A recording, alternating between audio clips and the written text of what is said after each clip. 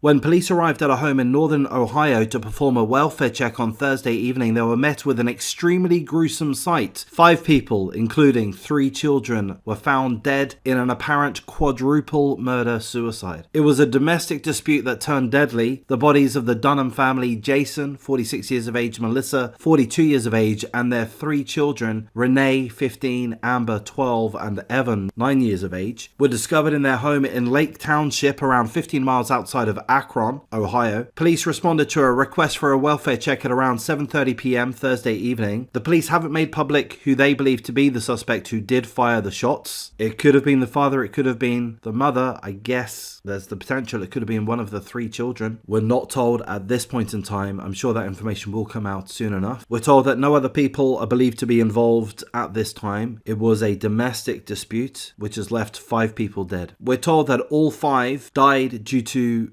multiple gunshot wounds, and they were pronounced dead at the home at 9:52 p.m, I presume shortly after the officers arrived to perform the welfare check. The father's handgun was used in the shooting, but it was not known as of Friday afternoon who fired the shots. Both the father, Jason, and the mother, Melissa, had permits to carry concealed weapons. A welfare check was called because co-workers hadn't heard from Melissa in 2 days. A police officer and a sergeant arrived at the home to find packages at the front door and accumulated mail in the mailbox. All of the family's vehicles were present. Police entered the home with a neighbor's help, and tragically they found the family members in their bedrooms. That's pretty much all the information that we have at this point. Of course, full condolences to all of the family and friends touched by this absolute tragedy. We don't know the full details. We don't know who the shooter was. I guess we can speculate. The gun was registered to the father, the husband, Jason Dunham. So I guess it's fair to assume that he was the shooter, but that may not be the case. I'll say that I find it a little odd that the police haven't released that information. It makes me wonder if they do believe that Jason wasn't the shooter, that it was somebody else,